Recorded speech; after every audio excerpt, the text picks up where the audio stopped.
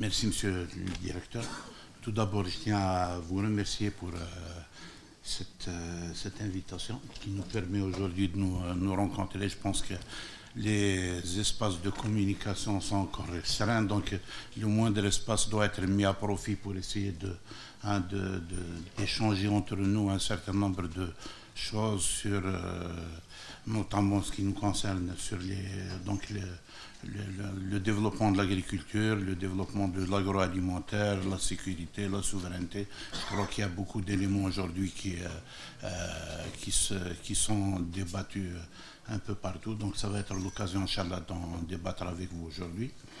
Donc je suis heureux d'être parmi cette honorable assistance. Bonjour.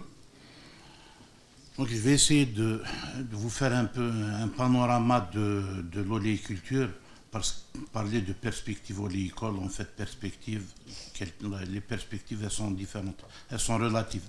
Hein. Il y a ceux qui ont des perspectives sur 5 ans, sur 10 ans, et les pays ont des perspectives parfois séculaires.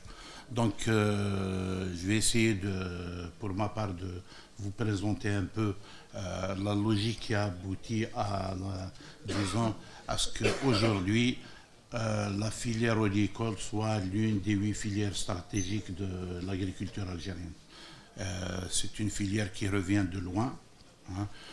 Je pense que vous êtes tous, pour la plupart, vous avez vécu toute la période écoulée, donc vous savez quelle était la position la situation de l'oléiculture et des zones oléicoles pendant pratiquement une trentaine d'années.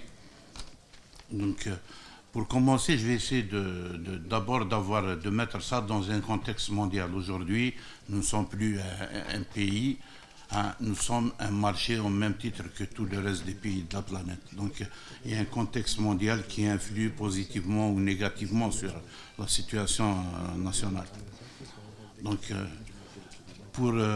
c'est juste des chiffres, vous pouvez consulter de toute façon le site du COI pour avoir plus de précision concernant les statistiques, mais c'est juste des ordres de grandeur. Aujourd'hui dans le monde, la production d'huile d'olive est d'environ 3 300 000 tonnes métriques.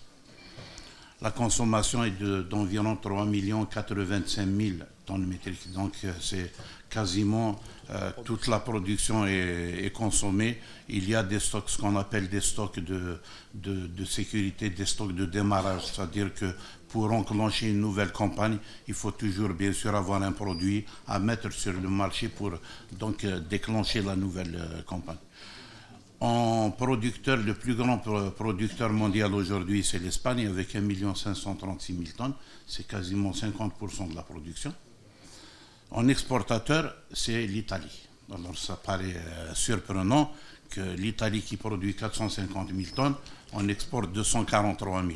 Mais les Italiens sont connus pour avoir le sens du commerce très développé. Et puis deuxièmement, il y a le fait que en fait, l'Espagne n'exporte pas. L'Espagne écoule sa marchandise en grande partie à l'intérieur de l'Union européenne, qui n'est pas considéré comme ce qui n'est pas considéré comme une exportation. Alors que l'Italie écoule plus sa marchandise sur les États-Unis et les pays d'Amérique. Le premier consommateur, c'est en fait l'Espagne et l'Italie consomment pratiquement la même chose, c'est 580 à 600 000 tonnes. Donc l'Italie importe aussi de l'huile d'olive. Hein, pour dire que même les pays producteurs les plus traditionnels sont dans l'échange absolu. C'est-à-dire qu'ils sont importateurs, exportateurs, producteurs, consommateurs. Donc c'est de gros marchés. Et la plus grande consommation par habitant, c'est la Grèce, avec 20 litres d'huile d'olive par habitant et par an. Donc ça, c'est un peu le contexte général au niveau mondial. Pour ce qui est des prix, hein, ça intéresse les opérateurs. L'huile de graine la plus chère, c'est l'huile d'olive. Ça oscille entre 3200 et 3800 dollars la tonne en moyenne. L'huile de graine la moins chère, c'est l'huile de palme. Donc c'est 700 à 1200 dollars la tonne. Et la moyenne des prix des huiles de graines autres que l'huile d'olive, elle varie de 1500 à 2200 dollars la tonne. Bon, pour l'huile de palme, pour votre information, c'est que le monde n'est pas statique. Hein. L'huile de palme, compte tenu du fait que c'est l'huile la moins considérée comme étant l'huile qui a les plus faibles valeurs au niveau nutritif, fait aujourd'hui l'objet de recherches, donc dans le cadre des modifications génétiques, pour augmenter le taux d'acide oléique dans l'huile de palme et pour lui donner une plus grande valeur marchande.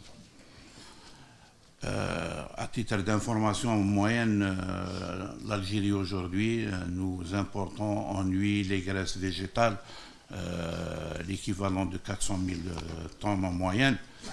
Hein, et le coût avoisine parfois 5 à 6% et parfois plus en fonction des recettes en hydrocarbures. C'est vous dire l'importance de ce poste de dépense dans le budget national. Concernant les huiles d'olive, alors les huiles d'olive qui s'échangent sur le marché international, ce sont des huiles vierges.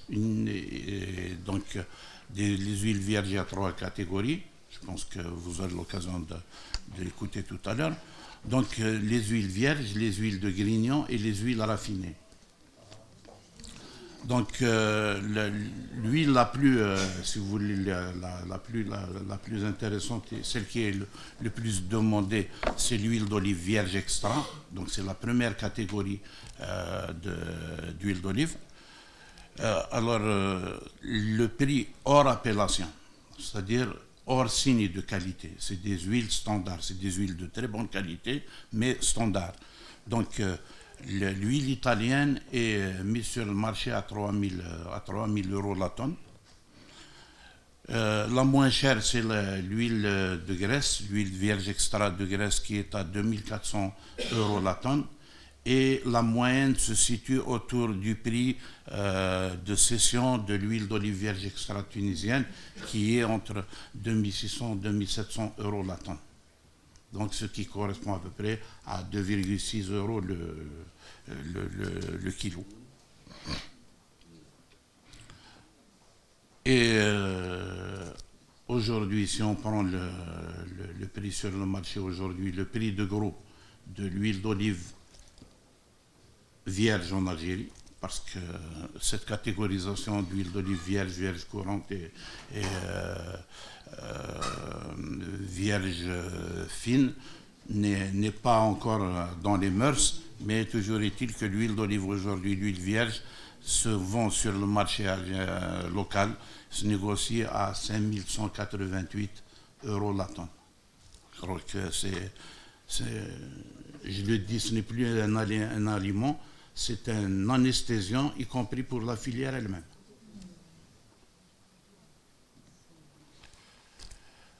Au niveau mondial, ce qu'il faut noter aussi, c'est qu'aujourd'hui, vous avez des pays qui n'étaient pas traditionnellement consommateurs d'huile d'olive et qui le sont devenus. C'est les pays potentiellement consommateurs maintenant, c'est la Chine, le Japon, la Russie, l'Inde et le Brésil. Et ça, grâce à des campagnes de promotion qui sont engagées annuellement par le Conseil oligicole international. Et vous avez un pays comme le Japon, qui est le plus grand consommateur non producteur au niveau mondial, en dehors des États-Unis, qui consomme 51 000 tonnes d'huile d'olive par an. C'est à peu près la moyenne de production de l'Algérie actuellement. Il y a des particularités. Il y a 4 pays, les USA, l'Afrique du Sud, la Chine et l'Australie, qui n'étaient pas des pays donc, traditionnellement consommateurs, donc qui sont devenus consommateurs et ils sont devenus aussi producteurs d'huile d'olive. Donc, si vous voyez le potentiel de consommation, bon, on va prendre, mais on va dire que sur les 5 pays, c'est pratiquement 3 milliards à 3 milliards et demi d'habitants. Et faites les comptes avec 5 kilos, c'est un petit exercice. 5 kilos d'huile, ça serait intéressant de savoir quelle serait la demande mondiale projetée sur les décennies à venir. En Algérie, donc, pour ce qui est de l'huile d'olive vierge, la production des dernières années tourne autour de 62 000 tonnes environ. 62 000 tonnes, ça veut dire que nous sommes au 9e rang mondial en termes de production d'huile d'olive. En consommation, nous sommes à 61 500 tonnes donc de consommation et à généralement 500 tonnes d'huile qui restent en stock. Là, je voudrais juste ouvrir une parenthèse parce qu'il y a beaucoup de gens qui me disent, monsieur Mendil, non, ce n'est pas 500 tonnes, c'est des milliers de tonnes. Mais en fait, il faut savoir qu'en comptabilité nationale, tout ce qui sort du producteur pour aller chez lui, pour être stocké chez lui, n'est plus considéré comme un stock. Tout ce qui est chez vous, c'est de la consommation. Vous ne pouvez pas l'évaluer autrement. Donc, globalement, on a 500-600 tonnes qui sont au niveau des huileries pour démarrer la campagne suivante. Et nous sommes au 12e rang en termes de consommation. Bon an, mal an, c'est 1 kg, 1,5 kg et jusqu'à 2 kg maximum par habitant et par an. Donc, vous voyez un peu l'écart par rapport aux 23-24 litres de la graisse. En olive de table, nous produisons actuellement une moyenne de 180 000 tonnes par an. Nous sommes au 5e rang mondial donc en termes de production d'olive de table. Et en consommation, nous sommes à 172 000 tonnes. Et là, nous sommes au 7e rang mondial en termes de consommation d'olive de table. Le plus grand consommateur d'olive de table, c'est la Turquie. Alors, tout ça nous amène maintenant à dire la fameuse question, pourquoi 1 million d'hectares? Pourquoi fallait-il 1 million d'hectares et pas plus, pas moins? Nous sommes partis d'un certain nombre d'hypothèses. Parce qu'il faut bien partir de chiffres. On ne peut pas prévoir, projeter un développement si on n'a pas des éléments quantifiables. Donc, en hypothèse basse, nous disons si nous visons 5 kg par habitant par an, il faudrait en superficie extensive environ 930 000 hectares pour aboutir à cette consommation. Et en intensif, il faudrait 105 000 hectares. Pour une consommation moyenne, c'est-à-dire qui correspond à la moyenne mondiale de 10 kg par habitant et par an, qui est à peu près la consommation des Tunisiens aujourd'hui, il faudrait à ce moment-là 1 800 000 hectares en extensif et il faudrait 205 000 hectares en intensif, ou 205 000 hectares en intensif. Et en consommation haute, c'est-à-dire à 20 kg par habitant et par an, ce qui est en fait une moyenne des pays du nord de l'Europe, qui sont entre 16 et 20 kg d'huile d'olive par habitant et par an. Là, il faudrait 3 600 000 hectares en extensif et 410 000 hectares en intensif, en prenant des chiffres des rendements avérés, pas des rendements de référence, c'est des rendements qui ont été de tout temps suivis sur le terrain. Dans ce million d'hectares, il y a environ 750 000 hectares qui serviront à la production d'huile d'olive, puisque comme vous l'avez vu, en extensif, c'est carrément, je dirais, 1/12 de la steppe algérienne, imaginez un peu. Donc, sur le million d'hectares qui étaient projetés, 750 000 hectares serviront à la production d'huile d'olive et 165 000 hectares environ.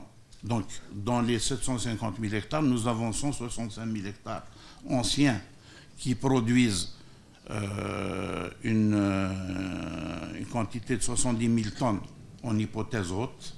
Ça veut dire que parfois ce même potentiel oléicole descend à 45 000 tonnes.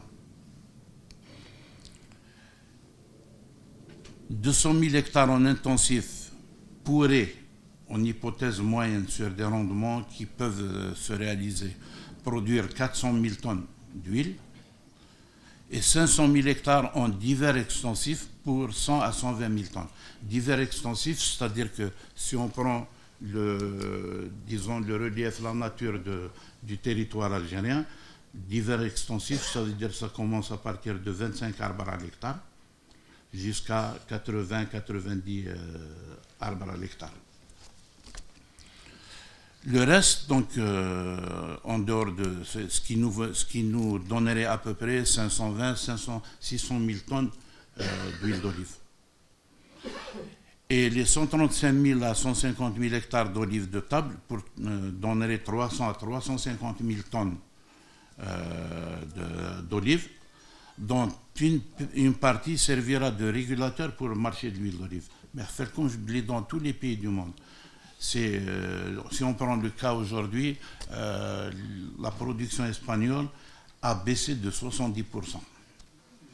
Ce qui se passe en Espagne aujourd'hui, c'est que pratiquement plus de 50% de la production d'olives de table a été réorientée vers la production d'huile d'olive. Parce qu'ils ont des marchés, ils ont un niveau de consommation qu'ils ne peuvent pas. Donc, si vous voulez, l'olive de table est un régulateur de la production du marché de l'huile d'olive, entre autres. Où se trouve notre oléiculture? Notre oléiculture, elle est pratiquement située pour le moment, c'est-à-dire avant le million d'hectares, elle était située au nord. Globalement, je dirais que pratiquement 80 à 90% de la surface oléicole pour la production d'huile d'olive est située en zone de montagne, des reliefs fortement accidentés. À rajouter à tous les changements socio-économiques qui ont eu lieu ces dernières années, nous n'avons même pas maintenant la possibilité d'atteindre les mêmes performances dans les conditions actuelles que celles qui ont été réalisées pendant les années 60. Donc, il y a une limite naturelle au développement, à l'intensification de la production d'huile d'olive sur les zones traditionnelles. Là, je vous donne un peu un aperçu historique de l'huile d'olive à l'époque romaine. C'est quasiment le gros trait noir que vous voyez, c'est les limites de l'occupation romaine, et l'oléiculture n'a pas dépassé ces limites-là. Et vous voyez, pratiquement, elle arrive carrément à l'extrême ouest du pays. Hein, et il y a encore des reliques dans toutes ces zones. Et c'est toute cette partie, si vous voulez, tout ce triangle qui est à votre droite, donc qui va de Msila jusqu'à Tébessa, qui a carrément disparu du manteau oléicole national.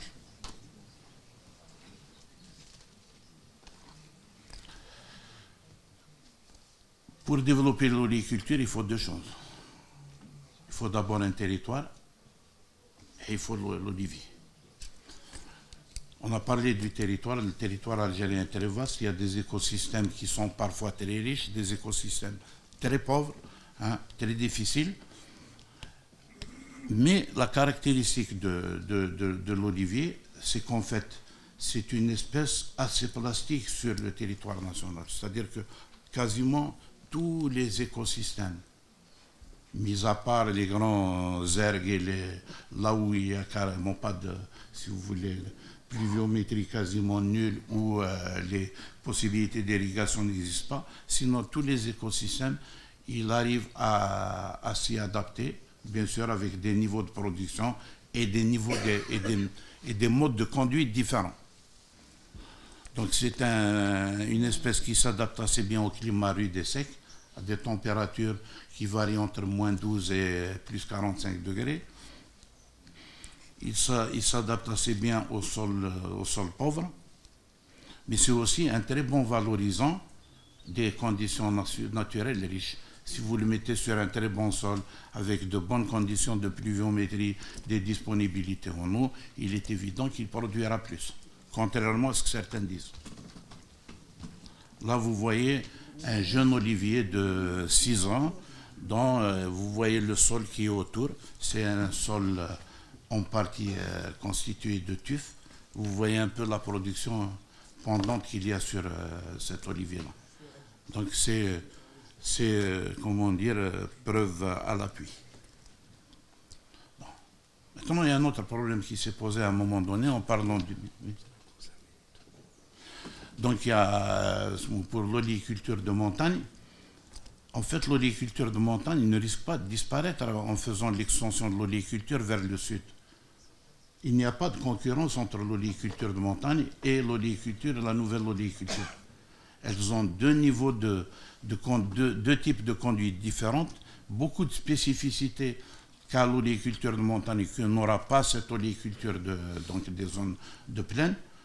En fait, l'oléiculture de montagne pourrait être, comme je le dis, la Mercedes ou la Rolls-Royce qui sont des références en matière de véhicules aujourd'hui, donc qui pourraient être des produits haut de gamme qui peuvent être placés sur des niches à des prix très élevés.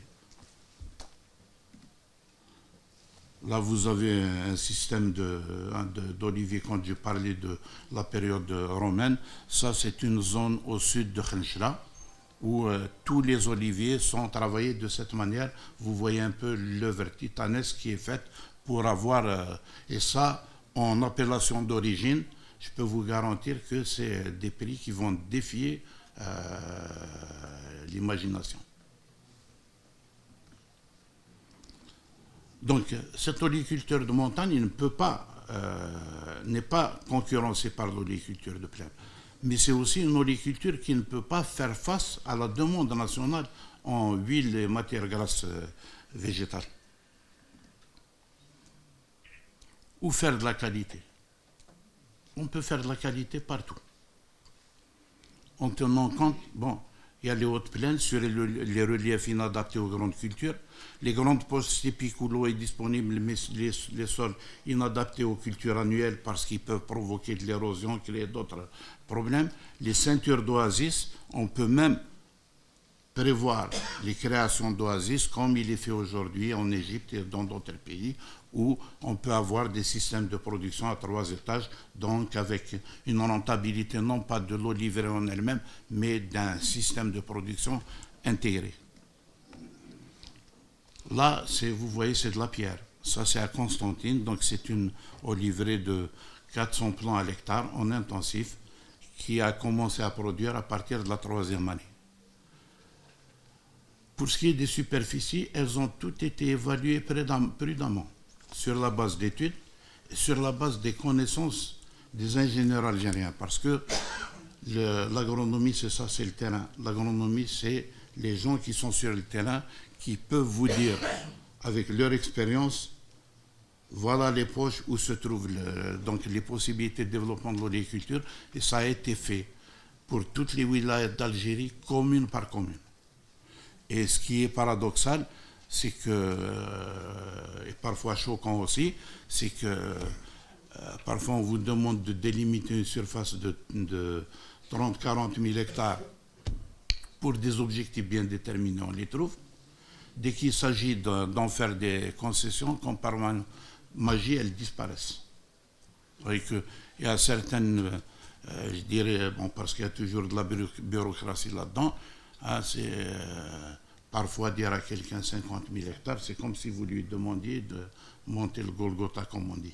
Donc, c'est toutes ces, comme je le dis, donc 1 million d'hectares, celui qui me dira aujourd'hui que 1 million d'hectares en Algérie, c'est une utopie, je vais lui dire d'aller faire le tour du pays, de venir nous répondre dans quelques années. À chaque territoire, ses objectifs.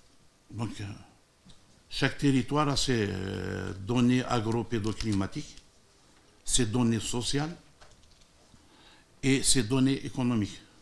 Donc, ce qui prime le plus aujourd'hui sur un territoire donné, c'est les aspects agro-pédoclimatiques, bien sûr, parce qu'ils déterminent le mode de conduite, ils déterminent le matériel végétal à mettre en place, les densités à mettre en place. Le social aussi est important, parce que toute production est liée à des us, à des coutumes, à des modèles alimentaires. Donc il ne s'agit pas de faire des produits qui sont, je dirais, étrangers à ces populations.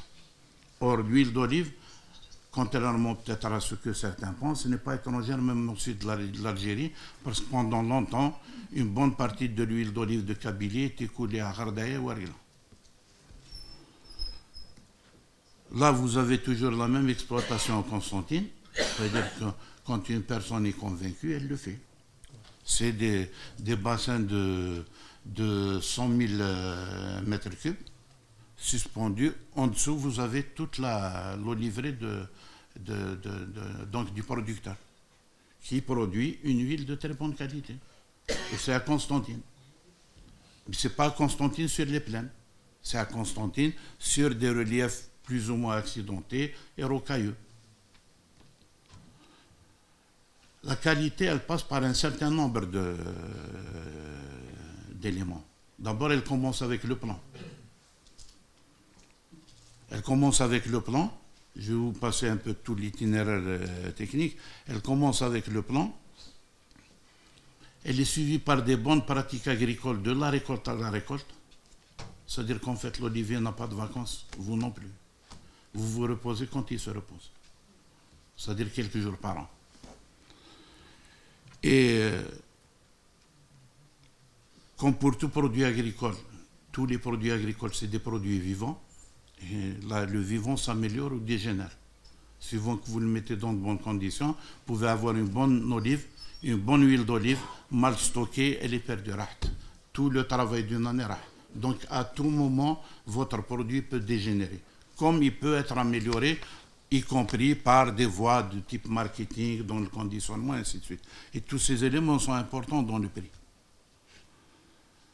Un segment de transformation performant. Une huilerie qui dépasse les 72 heures pour la trituration des olives doit refaire ses calculs. Le type de chaîne. Aujourd'hui, nous avons globalement 3 chaînes qui sont pratiquement de la même efficacité.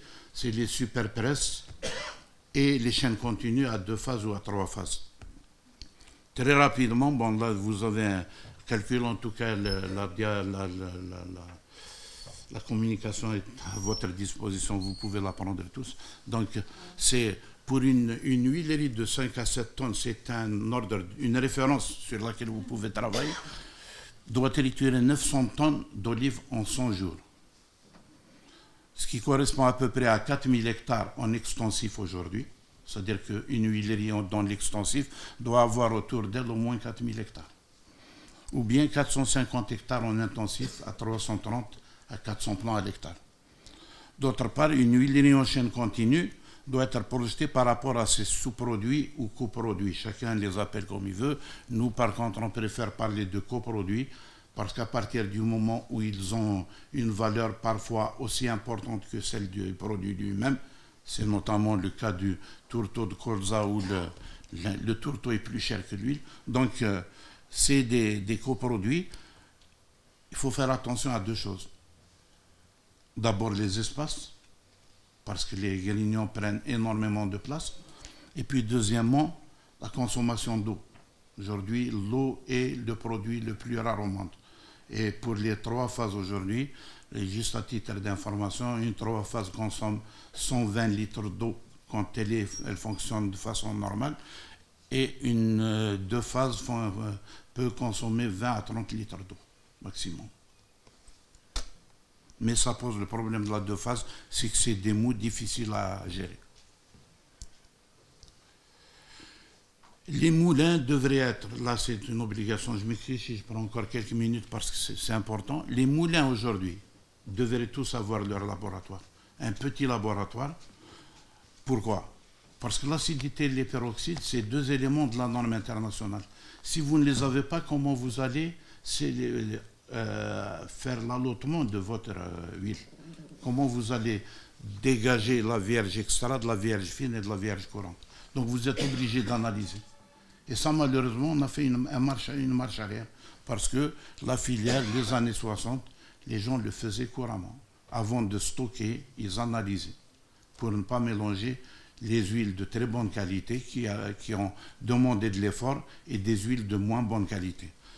Et autre chose aussi, quand on dit travail 100 jours, ça veut dire qu'il travaille du dimanche au vendredi. Bon, dans les cas de la semaine normale, le dernier jour de la semaine sert à transformer les mauvaises olives pour éviter de contaminer les bons produits. Et le dernier jour de la semaine, qui est un jour de repos, c'est pour débourber l'huilerie, c'est-à-dire sortir tout ce qui est boue à l'intérieur, qui bloque, donc qui rend le système inefficace. Donc il y a un nettoyage qui est fait pour relancer la machine ensuite avec de bonnes olives, mais avec une huilerie qui est propre. En même temps, deuxième chose, pour le réglage des machines, vous devez contrôler l'humidité et les grignons et les margines. Vous devez savoir combien il y a d'huile dans les grignons, combien il y a d'eau dans l'huile et combien il y a d'huile dans les margines. C'est ça qui vous permet de régler régulièrement, c'est quotidiennement que vous réglez vos machines. Parce qu'il se peut à tout moment d'avoir des problèmes de réglage, donc il faut étalonner régulièrement. Et comme on le dit, il n'y a pas de clients identiques, donc vous ne pouvez pas avoir un même réglage pour 3000 personnes. Là, c'est une petite huilerie familiale, en réalité, qui n'est pas mobile. À l'ITAF, nous avons essayé d'en faire une huilerie mobile pour essayer d'aider et de montrer le résultat dans des zones où l'oléiculture est nouvelle. Et donc, nous avons essayé de nous rapprocher et d'encourager les gens parce que c'est tout un bonheur pour celui qui a planté de déguster son huile d'olive sur le champ. Donc, c'est des huileries qui coûtent environ 6 millions de dinars. Je ne fais pas la publicité des marques, il y en a plusieurs, mais c'est des petites huileries familiales. Là aussi, il y a tout un débat sur l'agriculture, sur le type d'exploitation qu'il faudrait mettre en place. Donc, dernière chose, la qualité aujourd'hui, elle est normalisée. Ça veut dire qu'il y a des chiffres. Il n'y a plus zit mliha. Zit mliha, c'est des chiffres, c'est des normes internationales. C'est un livre que vous pouvez avoir au niveau du conseil, au niveau du site du Conseil oléicole international. Vous avez toute la norme de qualité, toute la norme de conditionnement, toute la norme d'étiquetage et toute la norme de normalisation des analyses elles-mêmes. Vous devez obéir à des protocoles bien déterminés pour parler de la qualité. Ce n'est pas n'importe quel protocole. Donc il y a deux types de normes aujourd'hui. La norme la plus étendue, c'est celle du COI et du Codex Alimentarius, la FAO, qui est ratifiée par l'Algérie.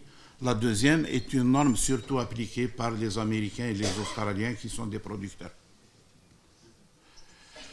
Donc, le credo du marché, c'est la qualité physico-chimique, le goût, donc la qualité sensorielle, là aussi elle se mesure, hein, et le respect de l'environnement, qui se mesure aussi aujourd'hui en termes de production et de consommation de gaz à effet de serre. Et pour l'oléiculture, le bilan aujourd'hui, le bilan carbone est positif. Ça veut dire que l'oléiculture consomme plus qu'elle ne produit de carbone. Sans laboratoire, vous n'avez pas de souveraineté. Si vous n'avez pas de laboratoire et que vous êtes obligé d'aller faire vos analyses ailleurs, vous êtes suspendu à l'analyse d'ailleurs. Donc, les laboratoires au niveau national, c'est une obligation. Je pense que nous avons invité une ou deux personnes à être avec nous. Il est temps de lancer un débat là-dessus. Ça nécessite des moyens, ça nécessite des formations, des perfectionnements. Et il faut se mettre à table et discuter ensemble sur les voies et moyens de développer ces laboratoires et de les faire non seulement accréditer au niveau national, mais disposer d'un agrément COI pour pouvoir, travailler sur l'ensemble de la planète. Comme on dit aujourd'hui, les analyses, la contrefaçon, c'est la chose la mieux partagée dans le monde. Et effectivement, il m'arrive souvent d'aller sur YouTube et j'en découvre des choses. Et en kabyle, on dit « l'amen wintu aman ». Maintenant, la confiance, c'est qad d'alma. Donc, il est nécessaire aujourd'hui de passer à cette phase-là d'évaluation qualitative normalisée et mesurable.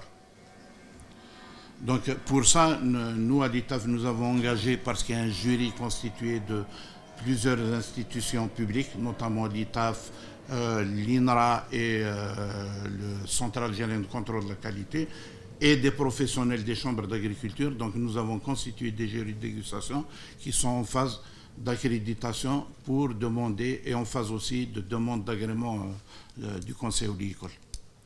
Donc il faut commencer. Il faut commencer par les produits que nous allons exporter, parce qu'il faut les défendre, ces produits. Donc l'interprofession, on en parle, c'est le Cheikh El-Kanoun.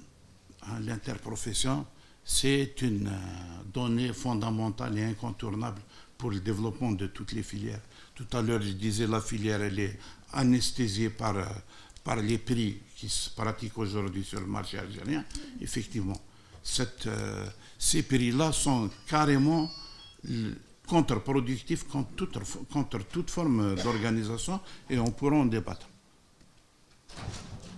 Donc, pour ce qui est des services publics, nous avons mis en place un certain nombre d'outils, un certain nombre de moyens de soutien en termes d'assistance technique, de soutien financier, d'assurance, donc un certain nombre de crédits qui sont développés.